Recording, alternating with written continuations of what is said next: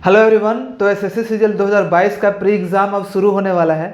तो ऐसे में आपका एग्ज़ाम हॉल में मेंटालिटी कैसा होना चाहिए, उसी टॉपिक पे आज मैं डिस्कशन करने वाला हूं, जिससे कि आप अपने एग्ज़ाम में अच्छा परफॉर्म कर पाओ।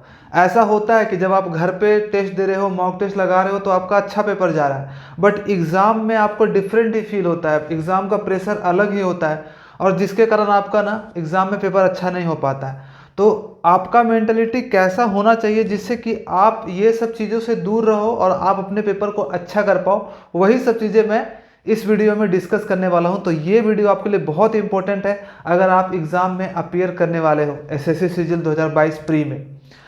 तो सबसे पहले शुरू करते हैं एग्ज़ाम हॉल में एंट्री से लेकर के। जब आप एग्ज़ाम हॉल में एंट्री करते हो ना, तो सबसे पहले ये बात याद रखना है कि आप कोई स्टेप मिस तो नहीं कर रहे हो, जैसे कि सिग्नेचर करना है, थंब इम्प्रेशन डालना है, या फिर और भी कुछ चीज़ें जो प्रोसीजर है उसको फॉलो करके अपना एग्ज़ाम हॉल में एंटर करना है।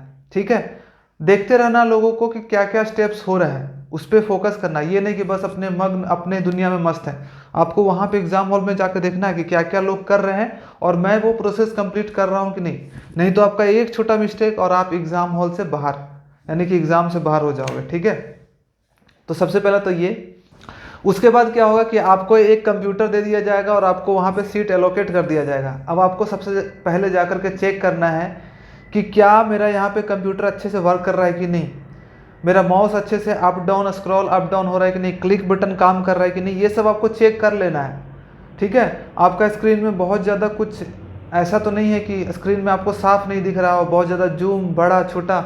अगर ऐसा कोई भी दिक्कत हो तो आपको तुरंत इन्विजिलेटर को आपको बोलना है और अपने कंप्यूटर को चेंज करवाना है। ठीक है, या फिर कोई और सीट लेना है।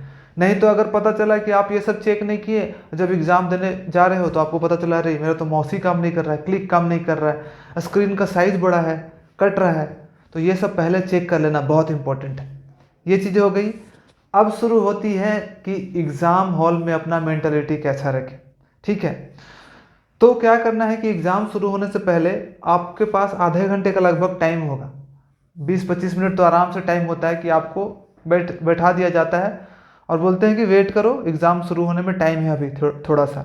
ठीक है, तो उस टाइम पे अपने आप को एग्ज़ाम के लिए तैयार करना वही टाइम होता है कि आप अपने आप को तैयार कर सकते हो और अपना एग्ज़ाम अच्छे से दे सकते हो। उस टाइम पे ये नहीं करना कि आसपास वाले लोगों से बात कर रहे हैं, अरे भाई तुम कहाँ से हो, अच्छा तुम्हारा पेपर कैसा तैयारी है, कितने नंबर आते हैं मॉक में, ये फॉर्मूला डिस्कस कर रहे हो, ये सब कुछ नहीं करना है। आइसोलेटेड रहना है, काम एंड रिलैक्स रहना है, अपने आप को प्रिपेयर करना है। अगर आपको प्यास वगैरह है, पानी प्यास लगी है तो पानी वानी पी लेना ताकि एग्ज़ाम में आपको दिक्कत ना हो। अगर वॉशरूम वगैरह यूज़ करना है तो वो कर लो पहले ही और आराम से अपने सीट पे बैठ जाओ। और अब क्या करना है कि आपको अपने आप को काम रिलैक्स करना है, प्रिपेयर करना है। उसके लिए आपको मेडिटेट करना है थोड़ी देर, breathe in and breathe out करना है। आइज़ क्लोज कर लो, सबको लगेगा कि ये सो रहा है बट तुम अपने आप मेडिटेट कर रहे हो। Breathe in and breathe out, अपने सांस पे फोकस 5 मिनट तक ये करना है। 5 मिनट के बाद आपका ना माइंड में एकदम थॉट्स कम जाएंगे, बहुत कम थॉट्स आएंगे, आपका माइंड क्लियर हो जाएगा, एकदम काम एंड रिलैक्स हो जाएगा, फील होने लगेगा। उसके बाद 5 मिनट के बाद विजुलाइज करना है आपको। क्या करना है कि आप अपना एग्ज़ाम दे रहे हो, आपका एग्ज़ाम बहुत अच्छे से जा रहा है, सेक्शन वाइज अपने प्लानिंग के अकॉर्डिंग चल रहे हो। जिस सेक्शन में जितना टाइम देना है उतना ही सेक्शन टाइम दे रहे हो, दूसरे सेक्शन में जा रहे हो उसका भी क्वेश्चंस को अटेम्प्ट कर रहे हो और आपका पूरा पेपर अच्छे से गया और हैप्पली आप अपने एग्ज़ाम हॉल से निकल रहे हो। ये आपको विजुलाइज करना है। विजुलाइज मतलब इमेजिन करना है आइज़ क्लोज करके। ठीक है, उसके बाद ये भी विजुलाइज करना है कि आपको कुछ कुछ टफ क्वेश्चन मिल रहे हैं बट आप हड़बड़ा नहीं रहे हो, डर नहीं रहे हो, आप उसको स्किप करके उन क्वेश्चंस को कर रहे हो जो आपके लिए इजी है। ठीक है, और जब आपके पास टाइम बच रहा है तो वापस आप उस डिफ़िकल्ट क्वेश्चन को कर रहे हो और आपका वो क्वेश्चन हो जा रहा है।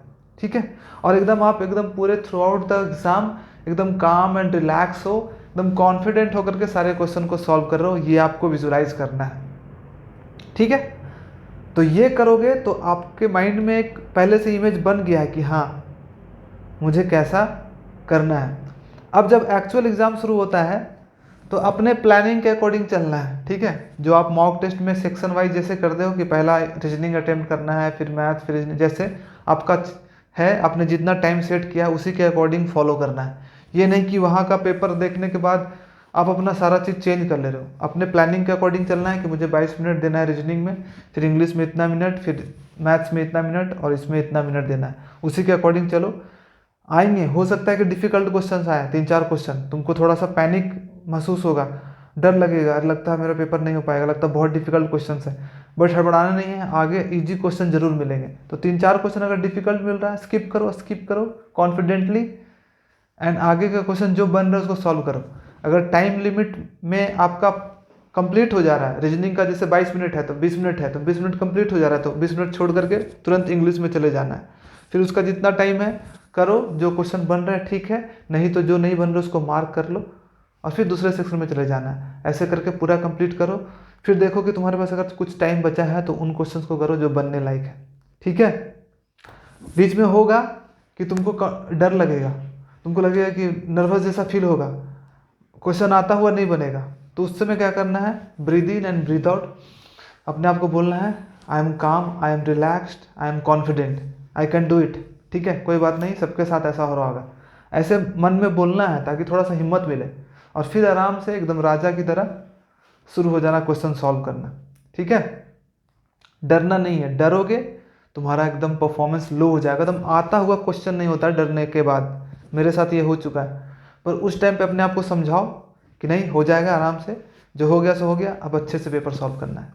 तो ये सब चीज़ें का तुमको अपने एग्ज़ाम के दौरान ध्यान रखना है। हाँ, एक और चीज़ कि जो रफ पेपर मिलता है उसका अच्छे से यूज़ करना है, क्योंकि अब रफ पेपर शायद दोबारा नहीं मिलता है। आपको 2 पेज दिया जाएगा, यानी टोटल आगे पीछे मिला के 4, तो उसको अच्छे से यूज करना है। मैं तो A4 शीट जो मिलता था उसको हाफ फोल्ड करके उसको छोटा छोटा लिखता था उसमें, ताकि मेरा पेपर घट ना जाए। मैथ का क्वेश्चन सॉल्व कर रहा हूँ तो रीजनिंग भी उसको सॉल्व करना पड़ता है, मैथ भी करना पड़ता है, बाकी जीके और इंग्लिश में तो जरूरत नहीं पड़ती।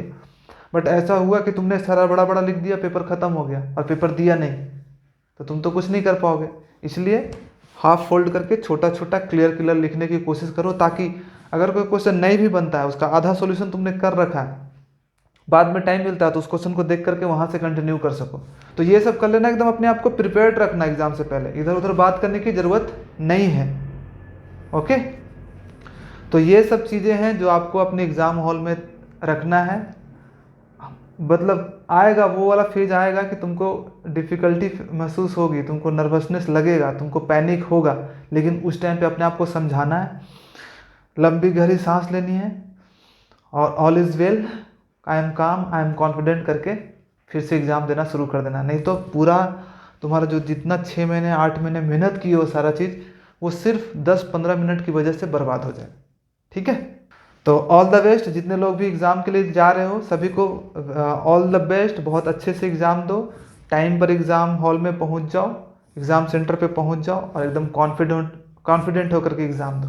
ठीक है, thank you so much, bye bye. फिर मिलते हैं नए वीडियो के साथ।